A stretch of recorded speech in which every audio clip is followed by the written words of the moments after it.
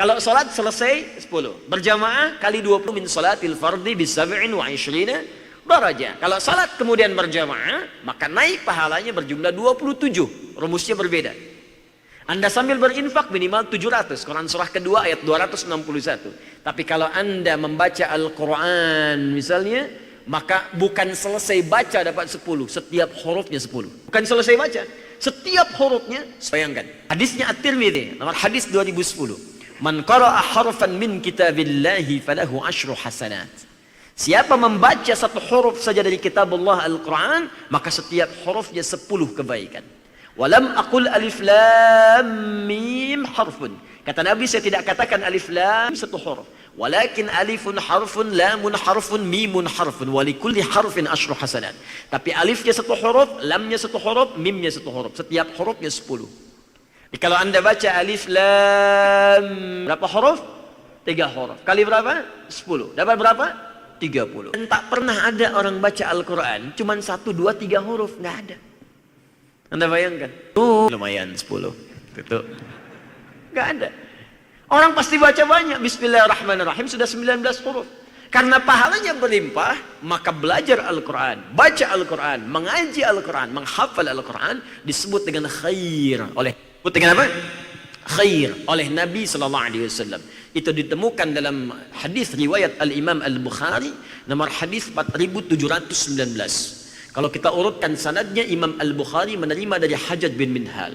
Hajjaj bin Minhal menerima dari Syu'bah. Syu'bah menerima dari Alqamah bin Marthad. Alqamah bin Marthad menerima dari Sa'ad bin Ubaidah. Sa'ad bin Ubaidah menerima dari Abu Abdurrahman As-Sulami. Abu Abdurrahman As-Sulami menerima dari Uthman bin Affan dan Ali bin Abi Thalib radhiyallahu ta'ala anhuma. Keduanya menerima dari Nabi SAW. Beliau bersabda, khairukum man ta'allama al-Qur'ana wa 'allamah.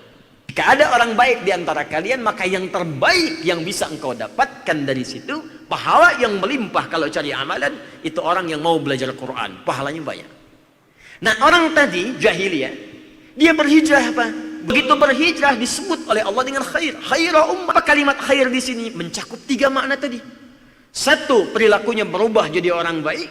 Bayangkan, dari orang yang paling keras, tiba-tiba jadi orang yang paling penyayang. Orang yang pemukul jadi perangkul.